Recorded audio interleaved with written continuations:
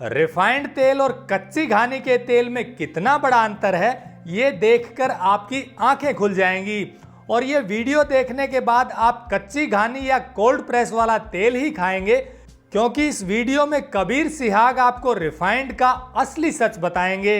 नमस्कार दोस्तों, मेरे हाथ में है मूंगफली का तेल, ये है कच्ची घानी का तेल और ये है रिफाइंड ऑयल। और मेरे साथ है कबीर सिहाग, ये फिजिक्स में एमएससी कर रहे हैं और इन्होंने अपने भाई के साथ मिलकर यहाँ पर कच्ची घानी का कोल्हू और कोल्ड प्रेस मशीन लगाई हुई है और लोगों तक शुद्ध चीज पहुंचाने के लिए इसकी शुरुआत की है। आज इनसे जानेंगे हम डिटेल में, साइंटिफिकली, टेक्निकली, कि जो रिफाइंड ऑयल है वो कैसे प्रोसेस होता है और हम तक जो पहुंचता है वो कैसे नुकसान करता है। तो चलिए शुरू करते हैं। पूरी बात जरूर सुनिएगा, क्योंकि आप कई बार सुनते हैं कि रिफाइंड ऑयल नुकसान तो करता है, पर ये नहीं पता होता कि वो नुकसान कैसे और क्यों करता है। तो चलिए शुरू करते हैं। टेक्निकल फार्मिंग चैनल को सब्सक्राइब करें और बेल आइकन भी दबाएं ताकि आगे आने वाले वीडियो की नोटिफिकेशन आपको मिलती रहे। तो आपने टेक्निकली समझा कि इस पे ये कैसे नुकसान, तो बताइए दर्शकों को कि जो रिफाइंड की हम शुरुआत करते हैं कि ये कैसे प्रोसेस होता है, क्या तरीका है, वो बताइए आप। कोई भी कॉरपोरेट कंपनी है, उसका ऑब्जेक्टिव रहता है कि सीड से मैक्सिमम आउटपुट कैसे प्राप्त करें। तो इसके लिए जो वो पहला काम करते हैं वो इसको 200 से 300 डिग्री टेम्परेचर पे ट्रीट करते हैं।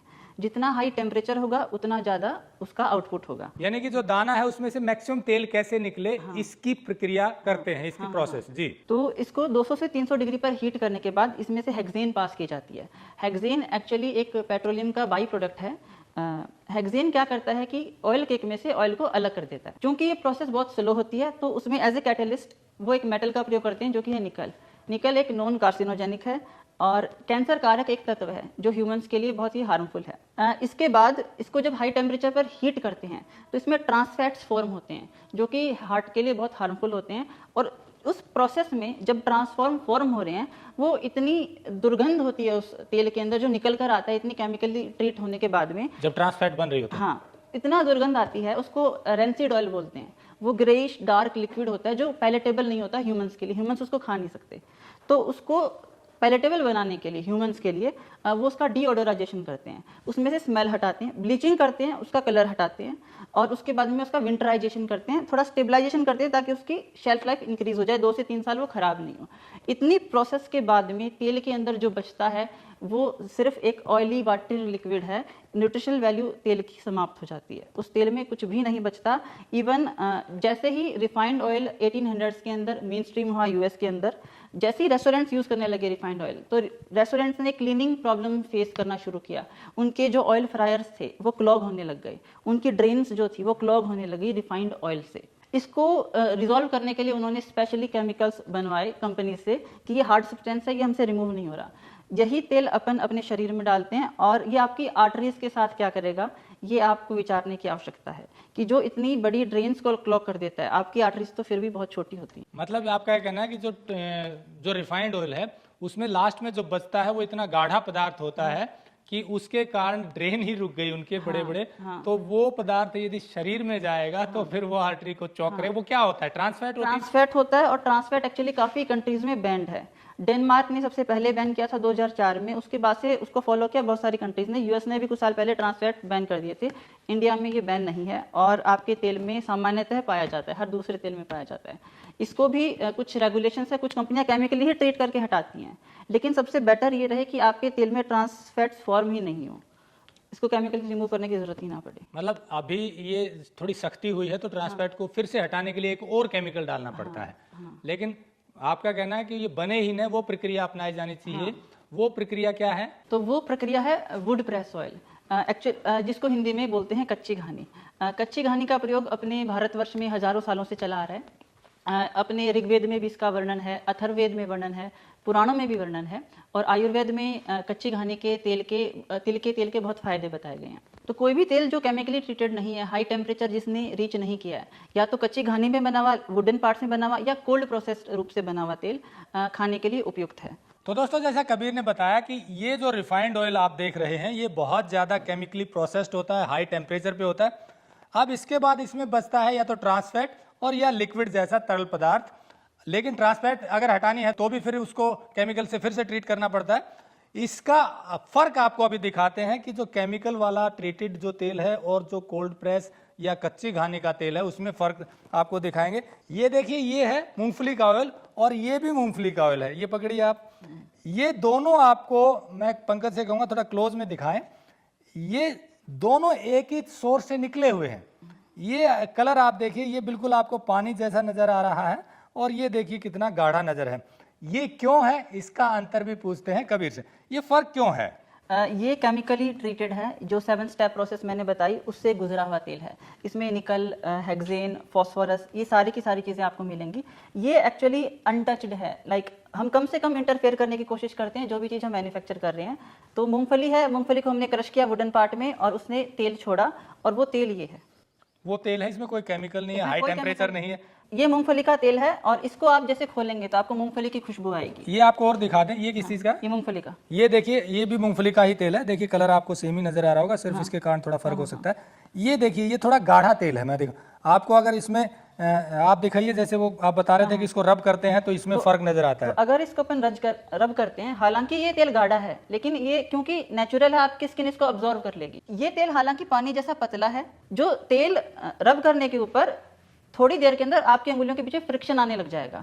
आप पर्याप्त समय तक इसको रब नहीं कर सकते। रब करेंगे आपको आपकी फिंगर्स में फ्रिक्शन दिखेगा और वो फ्रिक्शन एक्चुअली होते हैं ट्रांस फैट्स। जैसे अगर आप किचन के अंदर देखेंगे, आपकी टाइलों के ऊपर जो आप छोंक लगाते हैं तो जो सब्सटेंस जम जाता है वो कितनी मुश्किल से निकलता है, तो वही सब्सटेंस आपकी आर्टरीज के अंदर फंस जाता है और वो निकालना बहुत मुश्किल होता है। तो दोस्तों, जैसे कबीर ने बताया कि जो रिफाइंड ऑयल है वो केमिकल से ट्रीट करना पड़ता है, इसीलिए ये इतना प्योर हो जाता है। ये देखिए, और इसमें सिर्फ बचता है या तो ट्रांसफैट या तरल पदार्थ बचता है। तो मेन डिफरेंस वुड प्रेस या कोल्ड प्रेस ऑयल और रिफाइंड में यही है कि आप तिल के तेल में आशा कर सकते हैं कि आपको तिल की स्मेल आएगी, तिल की प्रॉपर्टीज मिलेंगी। सरसों के तेल में आप आशा कर सकते हैं कि आपको सरसों की खुशबू आएगी और सरसों की प्रॉपर्टीज और गुण मिलेंगे। और पीनट के अंदर यू कैन होप कि आपको पीनट की जो प्रॉपर्टीज़ हैं, उसके जो बेनिफिट्स हैं वो पीनट ऑयल में मिलेंगे। ये सारे के सारे ऑयल, अगर आप सेसमे ले लो, आप मूंगफली ले लो, सारे के सारे सबका कलर और टेस्ट लगभग सेम रहता है। अब ये भी देख लीजिए कि बड़ी बड़ी कंपनियों से आप कच्ची घानी का जो तेल मंगवाते हैं उसका सच क्या है। अपन ने एक्चुअली अपने ऑयल को कंपेयर करने के लिए ऑनलाइन ऑर्डर किया था कि अपने तेल में और जो ऑनलाइन कोल्ड प्रेस मिल रहा है उसमें क्या डिफरेंस है। तो ये जो ट्रांसपेरेंट और आपको ब्राउन दिख रहा है, इसका मतलब ये हाई टेम्परेचर पे निकाला गया है। इसको ये जल गया है थोड़ा बहुत। और अगर जो कच्चा तेल है उसका कलर थोड़ा लाइट रहता है, येलोइश रहता है। जो हाई टेम्परेचर पे निकाला गया है उसका थोड़ा ऑरेंजिश ब्राउनिश हो जाता है। तो अपन ने कंपेयर करने के लिए क्या डिफरेंस है अपने ऑयल में और ऑनलाइन जो मिल रहे हैं कोल्ड प्रेस ऑयल दूसरे ब्रांड्स के, अपन ने मंगवाया था। आपने बताया कि इस पे ऑर्गेनिक का सर्टिफिकेशन और कई तरह के ब्रांड वो लिखे हुए हैं। तो जब मैं ऑनलाइन सर्च कर रहा था, आई वॉज इम्प्रेस्ड कि इसके पास USDA सर्टिफिकेट है, इतने सारे सर्टिफिकेट्स हैं, तो इसीलिए मैंने इसको ऑर्डर किया था कि अपन इस ऑयल से अपना ऑयल कंपेयर करें। तो कंपैरिजन में आपको निकल कर आया कि ये भी ज्यादा ट्रांसपेरेंट है। इसका कलर देखने के बाद मैंने इसको खोला भी नहीं। ये जो ऑरेंजिश ह्यू है, इसकी जो टिंट आ रहा है ऑरेंज और ब्राउनिश, इसका मतलब है ये कोल्ड प्रेस नहीं है, इसको हाई टेम्परेचर पर निकाला गया है। अब यहाँ ये बड़ी गड़बड़ है।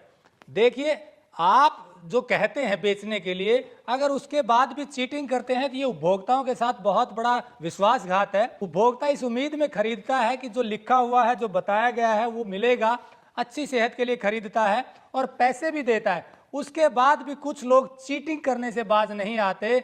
मेरी हाथ जोड़कर रिक्वेस्ट है ऐसे लोगों से, उपभोक्ताओं के साथ चीटिंग मत करिए, क्योंकि आप एक छोटा सा मनन कीजिए कि आप जिस चीज़ को खुद नहीं खा सकते वो उपभोक्ताओं को क्यों खिलाते हैं। अक्सर ऐसा होता है कि हम अपने लिए तो बढ़िया चीज़ें तैयार करते हैं और जो बेचने वाली चीज़ें हैं उपभोक्ताओं के लिए, उसको ये सोचकर बेचते हैं हमें थोड़ी खाना है, उपभोक्ताओं को खाना है। हमारा ये मानना है उपभोक्ता भले ही ना देख रहा हो, ऊपर वाला जरूर देख रहा है। तो इसलिए जो कहें उसमें विश्वासघात ना करें। हमारी भी यही कोशिश है कि हम जिससे भी आपको मिलवाते हैं पूरी तसल्ली करते हैं कि वो ईमानदारी से काम कर रहा है।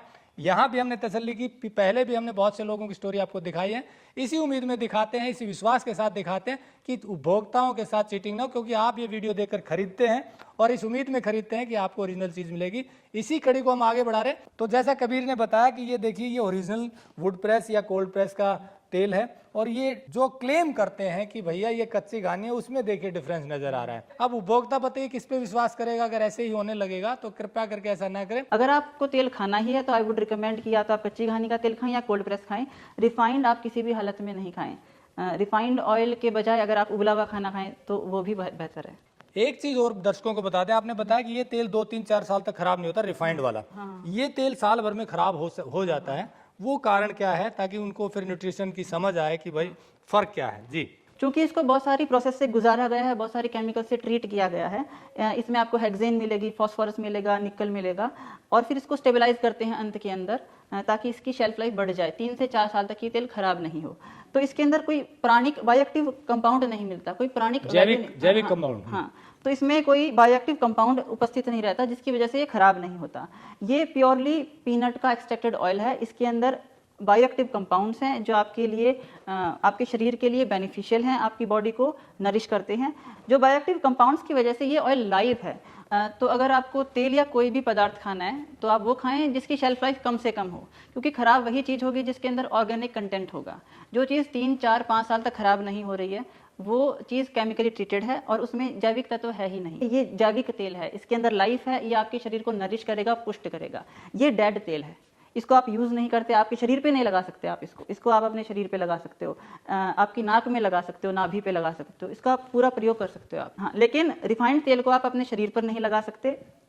और ये सोचने की बात है, जो चीज़ आप अपने शरीर पर लगा नहीं सकते आप उसको खा कैसे लेते हैं? तो दोस्तों, जैसा कबीर सिहाग ने बताया कि जो चीज़ आप शरीर पर लगा नहीं सकते खा कैसे सकते, बड़ी डिटेल में इन्होंने समझाया कि रिफाइंड ऑयल में और कोल्ड प्रेस या वुड प्रेस मशीन से निकले हुए ऑयल में कितना फर्क है।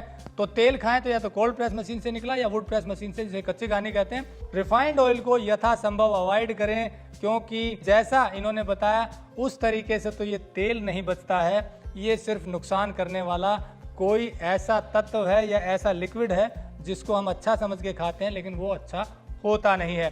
हमारी यही कोशिश है कि ऐसे लोगों से आपको मिलवाया जाए। आप ये तेल ले सकते हैं, हमने नंबर दिया हुआ है। और एक और मुहिम हमने शुरू की है, ऐसे लोगों को जो अच्छा चीज़ तैयार करें, ऐसे किसानों को जो शुद्ध चीज़ें तैयार करें, उनको सबको एक प्लेटफॉर्म पर, डिजिटल प्लेटफॉर्म पर लेकर आ रहे हैं। शुद्धफार्म.com के माध्यम से आपको ये तेल भी वहाँ मिल जाएगा और भी चीज़ें मिलेंगी। तो इसी कड़ी को आगे बढ़ाने के लिए जुड़े रहिए टेक्निकल फार्मिंग से। नमस्कार, जय हिंद। अगर आपको यह वीडियो पसंद आया है तो ज्यादा से ज्यादा लाइक और शेयर जरूर करें। साथ ही चैनल को सब्सक्राइब करना ना भूलें।